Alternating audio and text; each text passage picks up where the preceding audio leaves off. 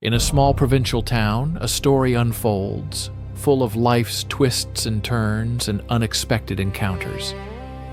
At the heart of the narrative is Nina Vasilyevna, a woman whose life at first glance seems unremarkable, but in whose soul intense emotions simmer. One morning, Nina Vasilyevna decided to make mushroom cabbage soup for lunch. This dish always seemed more appealing to her than meat options. Besides, Great Lent had begun, though Nina Vasilyevna didn't plan to observe it due to health issues. Several years ago, doctors diagnosed her with diabetes. God will forgive me, she thought. I already have to constantly restrict myself. Doctors forbid some things, and for others my pension simply isn't enough. Bending with difficulty, Nina Vasilyevna pulled a large carrot from the cabinet under the sink. After carefully inspecting it, she began to peel the vegetable with an old knife that had a peeling brown handle. The onions and the most common oyster mushrooms were already washed, chopped, and sent to the frying pan. In a large, chipped plate, shredded cabbage awaited its turn. Her mother once said that broken dishes in the house brought bad luck. But Nina Vasilyevna couldn't bring herself to throw away a perfectly good plate just because of a small chip. She needed to go to the hallway for potatoes, which Nina Vasilyevna stored in an old wooden chest made by her late husband. At least he did that much, a thought flashed through her mind. More than 10 years had passed since Leonid's death. But Nina Vasilyevna still mentally lectured him. What good had she seen during their years together?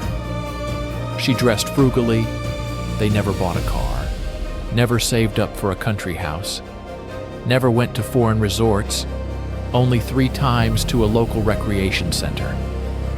Her husband worked on repairs for years, but never finished them. The balcony was still only half-paneled. Their only joy was raising their daughter. But even she, after graduating from institute and moving to Krasnodar Krai with her chosen one, had almost forgotten about her mother. She used to visit occasionally, but after Leonid's death, she stopped coming altogether, only calling on holidays just to check in. Irritated, Nina Vasilyevna tossed the peeled carrot and began to slice it into uneven circles. Of course I'm a bad mother, but the fact that I slaved away in school like a dog for 40 years. After all, a physics teacher isn't a janitor or a factory engineer like Leonka. You can't just come home from work and forget all your problems. You constantly have to bring home notebooks, write lesson plans, and deal with student issues. And then you need to cook, do laundry, clean, and then sit down at your desk again. Where was she supposed to find time for her daughter? That's why her daughter gravitated towards her father, constantly whispering and sharing secrets with him. And when he started drinking, Nina Vasilyevna was overcome with rage. She found it repulsive to look at him, sunk so low. But her daughter just coddled him. Daddy, eat daddy, lie down daddy, sleep. One day, unable to bear it any longer, she yelled in her mother's face, "It's all because of you. You nag him. You make his life miserable." Nina Vasilyevna was speechless with such injustice. With a sharp movement, she dumped the orange handful of carrots into the frying pan, where the mushrooms had already shriveled and the onions were browned. Quickly stirring everything, she covered the pan, sent the cabbage into the pot, left the kitchen, and headed to the living room. The room was large, only in name. In reality, both it and the entire apartment were tiny and cramped. Nina Vasilyevna carefully sat on the sofa, which groaned discontentedly and sagged under her weight. Yes, she had gained a lot of weight in recent years. She needed to lose it, but she never got around to it. She slowly surveyed the room. A sofa, a couple of armchairs, a coffee table with a phone, a worn rug, a floor lamp with a tall stand, a TV on a cabinet, and an old polished wall unit. That was all her wealth. There didn't seem to be much furniture, but it felt crowded. She was constantly bumping into corners. The room was almost always in semi-darkness. Nina Vasilievna was used to drawing the thick curtains to avoid seeing the clutter on the balcony. She piled things there that she felt bad throwing away and had no other place to store. Over time, the pile grew, and it became almost impossible to go out onto the balcony. Washed laundry had to be dried in the bathroom. Nina Vasilievna hoped her daughter would come and clear out this mess, but her daughter was in no hurry. Taking a breath, Nina Vasilievna headed to the hallway for potatoes, grabbing an old plastic bucket on her way. Leaving her apartment, she approached the chest, opened it, and began to toss various potatoes into the bucket. Before returning to her apartment, she glanced at her neighbor's door. Still asleep, probably? She was reading books until midnight, Nina Vasilievna thought, shook her head, and disappeared into her apartment. If she thought about it, she had almost no one left in her life except her neighbor Anya Tumanova and Boris Rebinin, who lived in the neighboring building on the 5th floor. How strangely things had turned out. Anya, laughing, called them the Three Musketeers. They had once been classmates. Nina sat at a desk with Boris, and Anya sat in front with Kolya Demchenko. Even then, everyone called her only Anya, and the name stuck forever, though at 64, it sounded a bit amusing.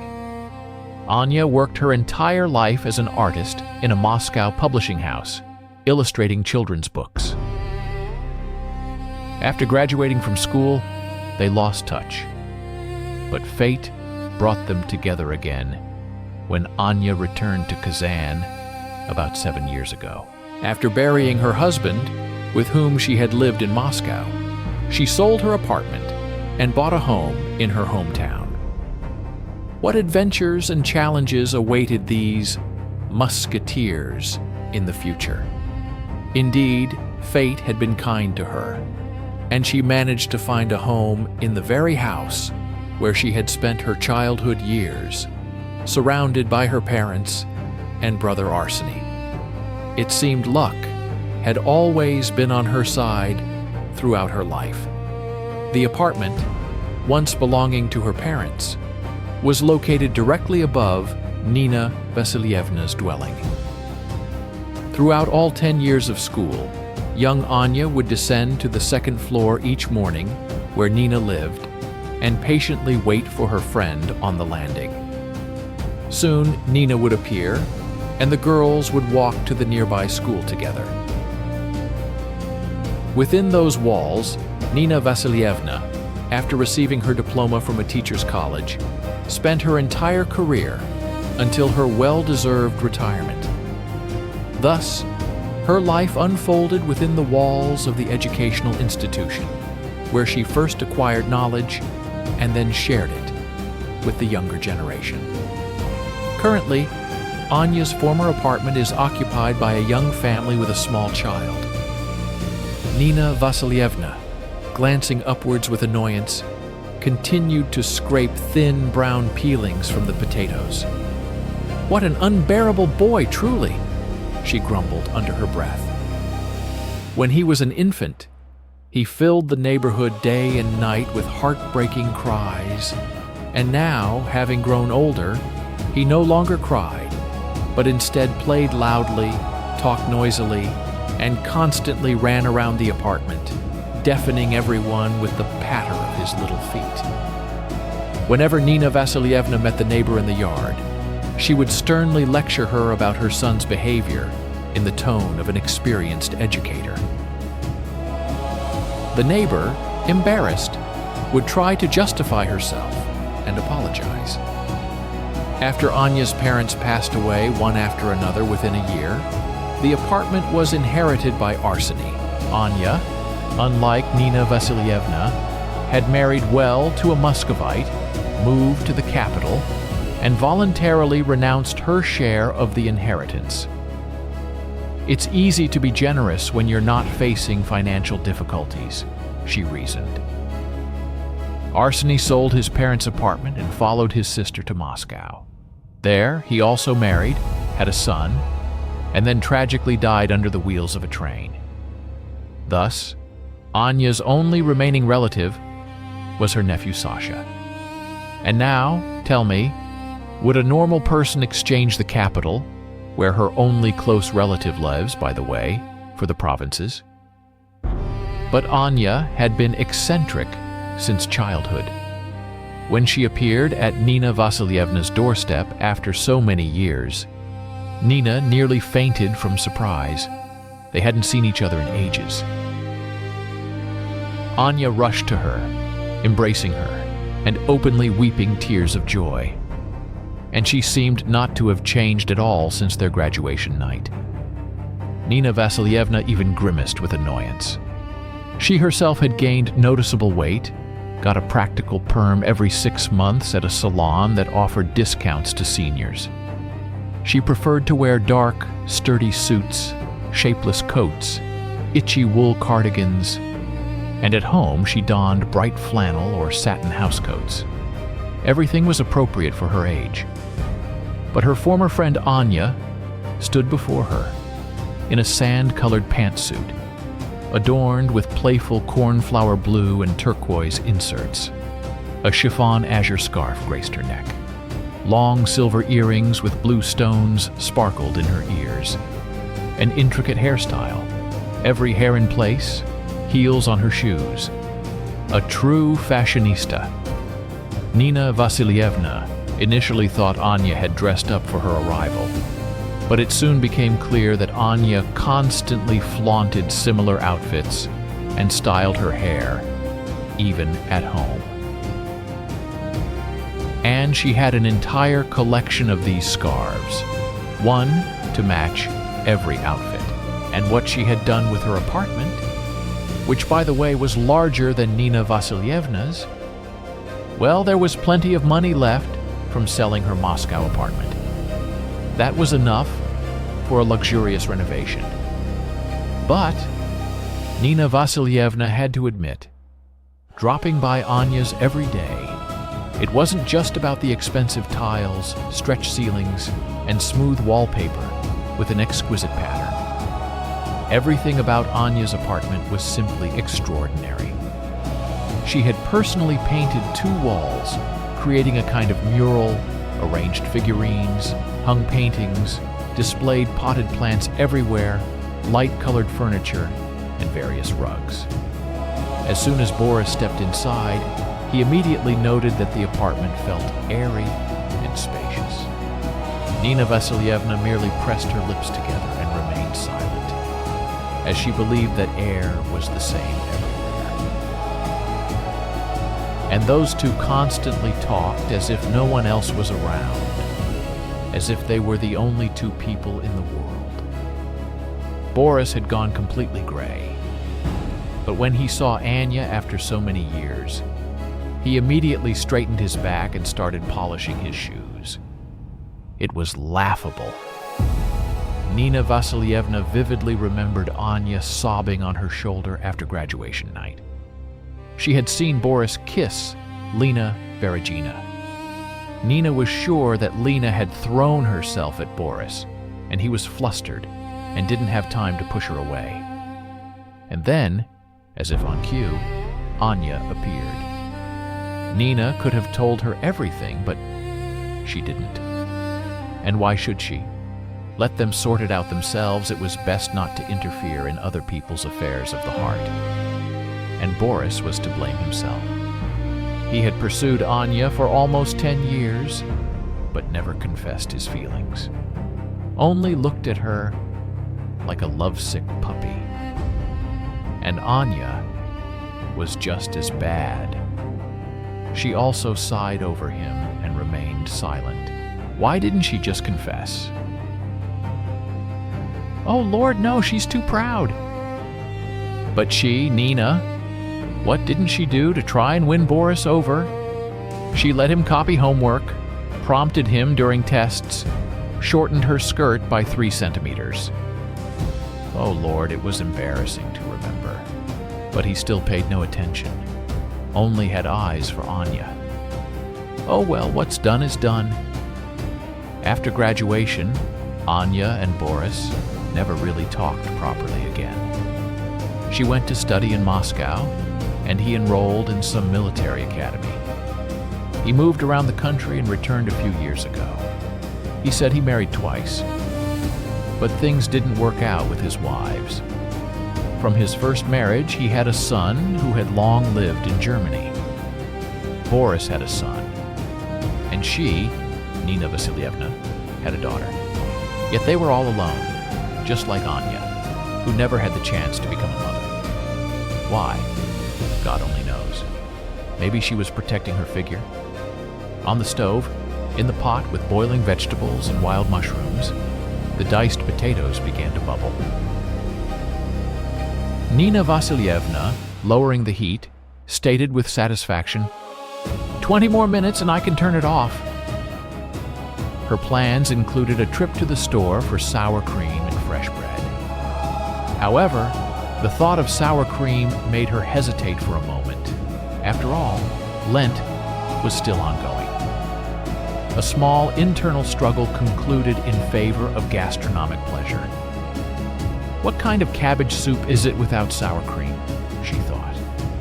Oh well, in the end, maybe there is no God. Throughout her life, dedicated to teaching physics, she had never encountered a single proof of his existence. And if there was no higher power, why deprive herself of the joy of a spoonful of sour cream in her soup? And if he did exist, he should understand her situation. She was a sick person, suffering from diabetes. Nina Vasilievna gazed thoughtfully out the window. Across the street, on the first floor of a 5-story building, was a large store. In the past, it was modestly called groceries, but now the sign boasted some elaborate name. However, the essence remained the same boring queues, the same not-so-friendly saleswomen. True, the assortment had expanded to include household goods. A continuous stream of people moved back and forth, each hurrying about their business. But Nina Vasilievna had nowhere to go and no reason to hurry anymore. After retiring, she had, without realizing it, developed a fondness for long chats by the building entrance with other elderly ladies. An insatiable interest in other people's lives awakened within her, and she, along with Lyuda Myasnikova and Lyuba Ponomarenko, eagerly discussed events that had nothing to do with them. In the company of her neighbors, Nina Vasilievna distracted herself from her own thoughts. Gradually, her resentment faded towards the headmistress, Marina Albertovna, who had once gently suggested she consider retirement, and towards colleagues and students who hadn't expressed much regret about her departure. It turned out she hadn't taught correctly, hadn't explained properly, hadn't communicated with the children appropriately, and the fact that she had dedicated her entire life to the school, neglecting her daughter and husband, was, as it turned out, not taken into consideration. These simple conversations helped fill the void in her soul, which Nina Vasilievna felt as a chilling cold and a sudden sense of loneliness. But time passed, and her companions, women 10 to 15 years her senior, passed away one after another. And each time, looking at their dead, yellowed faces, Nina Vasilievna wondered, is there something there? Is there someone who knows everything about you, down to the smallest detail? Will there be an accounting? However, her friends, forever silent, could not give her an answer. They didn't appear in her dreams to share their impressions. After the deaths of Lyuba and Lida, Nina Vasilievna felt her strength failing her. More and more often, she couldn't find the energy to leave the house. Oppressive thoughts of hopeless, bitter, and insurmountable loneliness persistently crept into her mind. Memories of her husband Leonka became particularly painful. It began to seem to her that she was truly to blame towards him. And Svetka rarely called or visited. She probably held a grudge because of her late father. She lived in her village, enjoying the sun by the serene sea, forgetting about her mother, who was pierced by a deadly cold. It's unknown how all of this would have ended. Perhaps Nina Vasilievna would have followed her husband and friends, but then, as if out of nowhere, Anya appeared. And for several years now, Nina Vasilievna and Boris have met every day, visited each other for tea, watched TV shows, gone to the store or pharmacy, and in the summer driven to Boris's old country house to tend the garden. Anya introduced her friends to the world of theater. They also grew to love watching films in cozy modern cinemas. However, this applied more to Boris and Anya, who also visited exhibitions and museums and conservatories. Nina Vasilievna grumbled good-naturedly and chuckled when an enthusiastic Anya spoke of ecstasy, catharsis, creative geniuses, and all that nonsense. Why on earth would people want to spend money on such trifles? But last year, tragedy struck Boris, a stroke. Fortunately, Anya and Nina Vasilievna were nearby and immediately called an ambulance. Doctors arrived quickly and took Boris to a good hospital.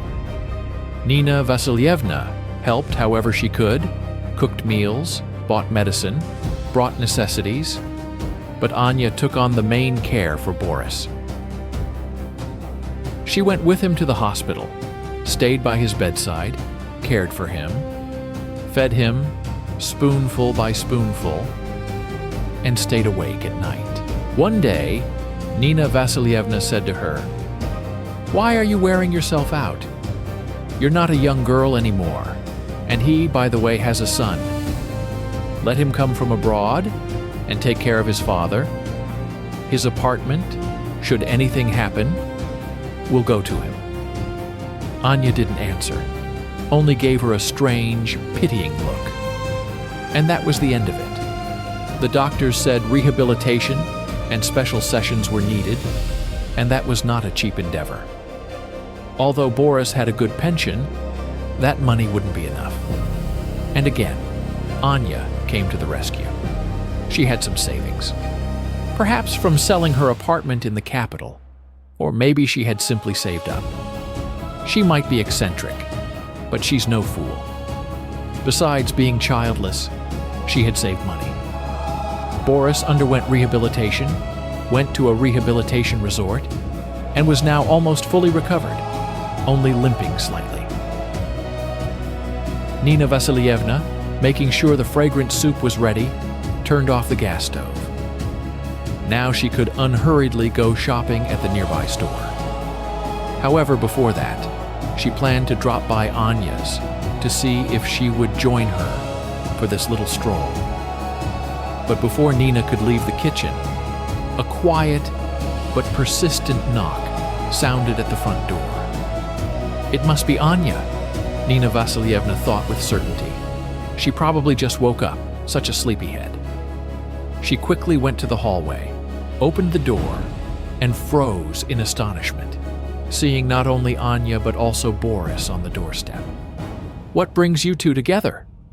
Nina Vasilievna grumbled instead of a greeting, stepping aside and gesturing for them to enter the apartment. "Good morning, Nina," Anya sang out. Boris also greeted her and followed her into the spacious living room.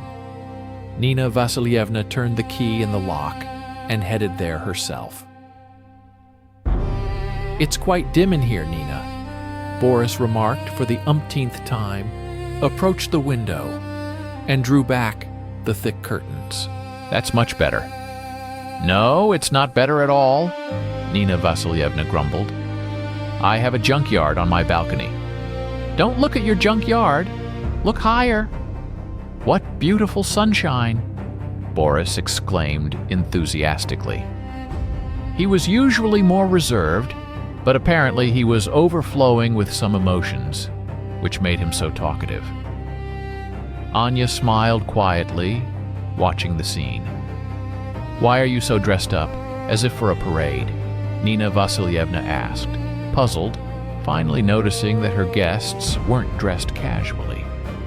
Anya was wearing an elegant gray-blue knit dress, almost reaching her ankles, and Boris was in the suit he usually wore for special occasions.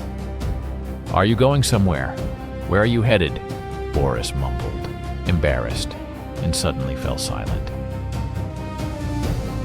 "Nina, my dear, we wanted to tell you."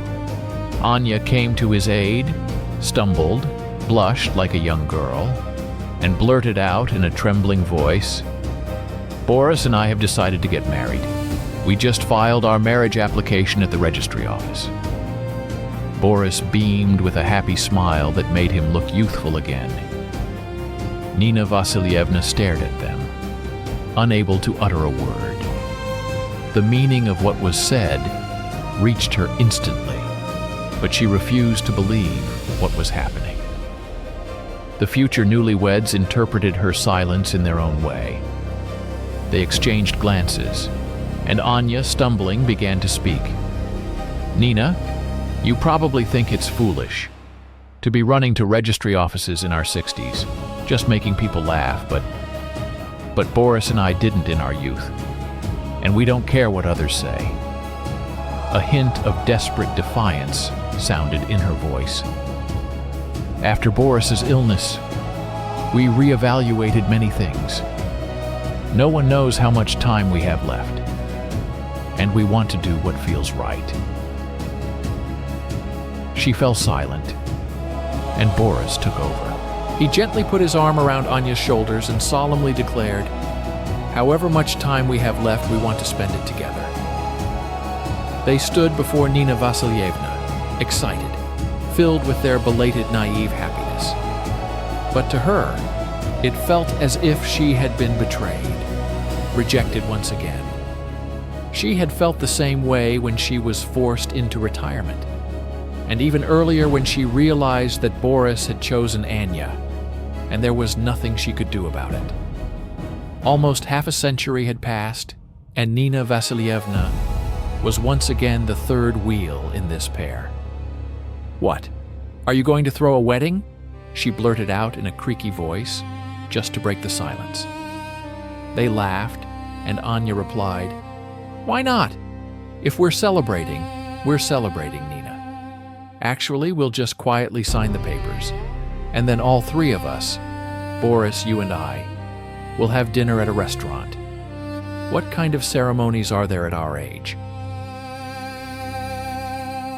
Nina Vasilievna knew she was behaving strangely. She should have expressed her joy for them, wished them happiness. But the words wouldn't come. A tight spring coiled within her, making it hard to breathe. "Usually you have to wait a month, but they promised to find an opening for us early next week," Anya said cheerfully. "They were probably afraid the old folks wouldn't make it." They laughed again, pleased with themselves. "Well, if that's the case, congratulations," Nina Vasilievna finally managed to squeeze out. "Thank you," Anya and Boris replied in unison. "You'll have to excuse us, Nina. We have to run. We'll discuss everything in detail this evening." "All right, dear. We need to buy rings and make arrangements with the restaurant." Anya hurried, stepping close to Nina Vasilievna and giving her a tight hug. Only a few days left. Boris and Anya rushed to the door. Nina Vasilievna walked behind them. "Now it will always be like this," a thought flashed through her mind. They'll have their own affairs, their worries, their own life, and Nina will just be an afterthought. They'll only associate with her when it's convenient. Or maybe it was always like this. She just didn't notice. Wait a minute. What about Sasha and Artyom? Nina Vasilyevna suddenly realized. Artyom was Boris's son. The future newlywed stopped. Anya's back tensed slightly. Boris turned around and replied, shrugging, "What about Artyom? He congratulated me, wished me happiness. You know, we don't communicate much. He's in Germany, he has his own life. He'll probably never come back here." Anya also looked back and, with forced cheerfulness, rattled off quickly, avoiding her friend's eyes. "And we'll definitely tell Sasha in a few days. See you soon, Nina." The door closed behind them. Nina Vasilyevna stood for several minutes, staring at the door frame, then sharply turned around, shuffled back into the room, and sank into an armchair. So, the picture emerges. Alexander is completely unaware of what's happening. Anna is afraid to share her plans with him, preferring to present him with a fait accompli. She probably foresees his disagreement, or even attempts to thwart her intentions. Nina Vasilyevna froze for a moment, recalling the faces full of trembling happiness of Anna and Boris. Dismissing her hesitation, she resolutely reached for her notebook and pulled the phone closer. Several years ago, they had prudently exchanged phone numbers of their closest relatives, just in case. After finishing her conversation with Anna's nephew and hanging up, Nina Vasilyevna remained seated, recalling the details of the conversation she had just had. She had no strength to get up, as if she had grown roots in the armchair and lost the ability to move. The conversation was, to put it mildly, unexpected. Nina Vasilyevna maintained her composure, presenting the situation as it was. She calmly informed Alexander about his aunt's strange decision to marry an invalid who had suffered a stroke at an advanced age. She emphasized that Anna would have to become her husband's caregiver. She subtly hinted at the groom's possible ulterior motives, suggesting he had likely already benefited from Anna's funds and was probably after her apartment. Otherwise, why would he insist on officially registering the marriage? After all, Alexander was the sole heir. Was it fair for the living space to go to an outsider? She expected Anna's nephew to be astonished, to start exclaiming in dismay, expressing gratitude, and being indignant at his aunt's recklessness, impracticality, eccentricity, and selfishness, promising to come immediately and sort out the situation. But instead, imagine he was delighted. How could anyone be happy about such a thing? Nina Vasilyevna was bewildered. At first, she thought he hadn't understood something, then decided he was joking or being ironic. But it turned out he wasn't. He seriously promised to come and congratulate his beloved aunt, and he thanked her, Nina, for the wonderful news. That was all. Nina Vasilyevna glanced at the plain wall clock. It was 10:30. She hadn't had breakfast yet. What now, starved to death because of these blissful fools? A ravenous appetite suddenly awakened. She desperately craved freshly made mushroom cabbage soup, even without the sour cream she hadn't managed to buy. Nina Vasilyevna rose from the armchair and headed to the kitchen. However, after taking a couple of steps, she turned around and approached the window. She drew the dark curtains, plunging the room into its usual semi-darkness, and without hesitation, went to eat breakfast.